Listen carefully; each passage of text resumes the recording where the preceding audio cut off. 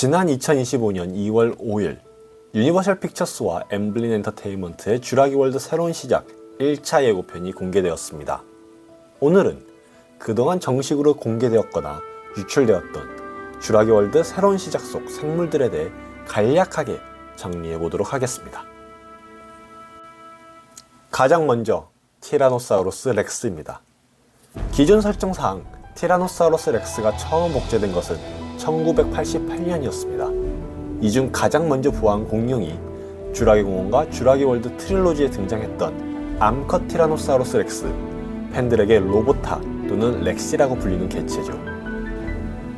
이후 인제는 1993년까지 적어도 6마리의 티라노사우루스를 추가로 보호시키는 데 성공합니다. 이번에는 새로운 티라노사우루스가 등장합니다. 공개된 정보와 예고편을 통해 마이클 클라이튼의 동명의 원작 소설에서 등장했던 정글강 습격 장면을 선보일 예정이죠.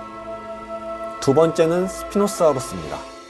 스피노사우루스는 지난 2001년 쥬라기 공원 3을 통해 스크린에 데뷔하였습니다.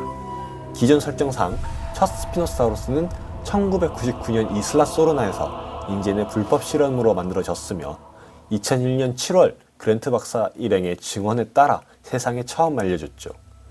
이후 마스라니의 쥬라기 월드를 위해 이슬라 누블라에서 새로운 개정본이 복제되었다는 것이 2018년 쥬라기 월드 블루 VR을 통해 확인되었습니다. 이번 새로운 시작에서는 완전히 새로운 개정본의 스피노사우루스 3마리가 등장합니다.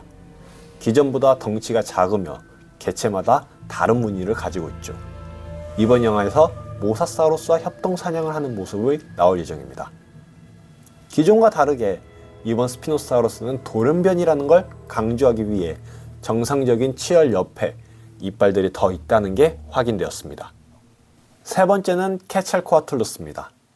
영화 공식 세계관에서는 지난 2022년 쥬라기 월드 도미니언을 통해 처음 등장했죠. 이번 영화의 케찰코아틀루스는 인젠이 복제한 개체들로 등장합니다.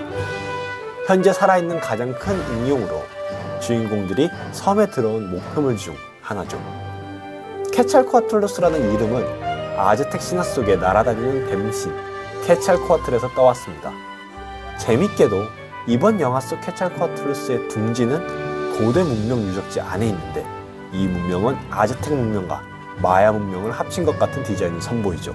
또한 둥지 바로 뒤에 케찰코아틀 조각상도 포착되었습니다. 다음은 모사사우루스입니다. 모사사우루스는 2015년 영화 쥬라기 월드를 통해 처음 스크린에 등장했죠. 기존 설정에서 인제는 2000년에 프로토타입 철 분석기를 통해 모사사우루스 뼈에서 DNA를 추출하는 데 성공하고 2007년 처음으로 복제했습니다. 기존의 모사사우루스는 고래들과 협동하는 모습을 보였습니다. 번고래떼와 사냥을 같이 하는 모습도 포착되었죠. 다른 동물들과 마찬가지로 이번 영화에서는 다른 유전자 개정본, 즉 새로운 아종이 등장합니다. 해양에서 가장 큰 동물로 케찰코아틀루스와 마찬가지로 이번 영화 속 주인공들의 목표물 중 하나죠. 공개된 예고편에서 스피노사우루스들과 함께 협동 사냥을 하는 장면이 공개되었습니다. 그 다음은 티타노사우루스입니다. 이번 영화를 통해 세계관에 처음 등장하는 공룡은 우리가 살고 있는 현실에서는 의문명이 된 존재죠. 그러나 티타노사우루스 위에 속하는 공룡들이 매우 커다란 덩치를 자랑합니다. 쥬라기 월드 도미니언에 등장했던 드레드노투스가 티타노사우루스에 속하는 공룡 중 하나죠. 이번 영화에서는 지상 최대의 공룡으로 등장해 주인공들의 목표물 중 하나가 됩니다. 목과 꼬리에는 가시 지느러미가 보이고 매우 긴 꼬리를 가지고 있죠. 다음은 벨로시랩터입니다. 기존 설정에서 첫 번째 벨로시랩터가 복제된 것은 1991년이었습니다. 예고편에서는 살아있는 벨로시랩터의 발만 등장했지만 실험실 튜브 안에 갇힌 돌연변이 벨로시랩터도 포착되었죠. 해당 돌연변이는 잃어버린 세계 쥬라기 공원 애니메이션에 등장 예정이었던 둠스데이 렉스처럼 2개의 머리를 가지고 있습니다. 7번째 공룡은 딜로포사우루스입니다. 쥬라기 세계관 속 기존 설정에서 딜로포사우루스는 랩터와 마찬가지로 1991년에 처음 복제됩니다. 이번 새로운 시작에서도 딜로포사우루스가 등장하는 게 확인되었습니다. 디자인은 도미니언 속 스쿼틸로포사우루스와 유사하지만 조금 변경되어서 등장하네요. 여덟 번째는 아켈롭스입니다. 이번 영화를 통해 처음 등장하는 아켈롭스는 예고편에서는 등장하지 않았지만 유출된 로고로 처음 공개되었습니다. 이후 쥬라기 월드 왕국 리스트에서 지속적으로 아켈롭스의 이름이 확인되면서 출연이 확정되었죠. 다음은 파라사우룰로푸스입니다. 파라사우룰로푸스는 시체 소품을 통해 가장 먼저 확인되었습니다.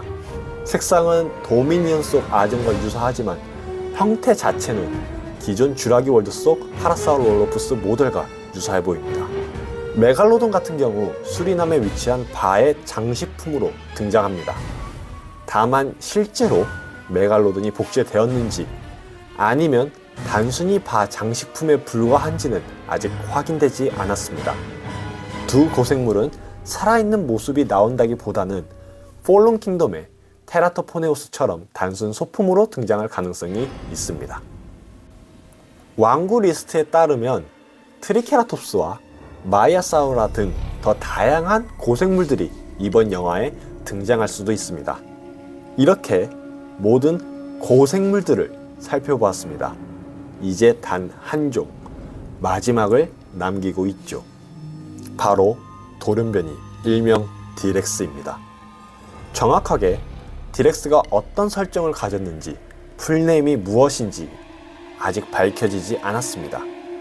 예고편에서는 인젠이 만든 것으로 나오며 주인공들이 만난 시기에 높이만 6에서 8m에 달하는 것처럼 보이죠.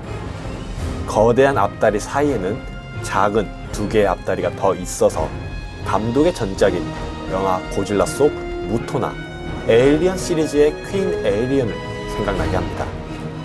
감독인 가렛 에드워즈는 자신이 디렉스를 디자인할 때 쥬라기 공원의 티라노사우루스 렉스와 더불어서 스타워즈 속 랭커 그리고 에일리언 시리즈 속 제노모프를 참고해서 디자인했다고 밝혔습니다.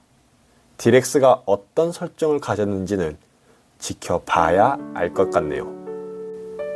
공개된 정보에 의하면 이 동물들이 서식하는 해당 시설은 첫 번째 쥬라기 공원을 위한 연구시설이며 이 섬에 서식하는 동물들은 공원에 전시되는 게 너무 위험해서 버려진 최악 중에 최악이라고 합니다.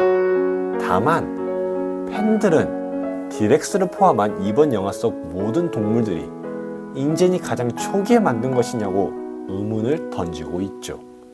이에 대해서는 블로그에서도 다루었지만 다음 영상에서 다시 한번 다뤄보도록 하겠습니다. 오늘 영상은 여기까지입니다. 감사합니다.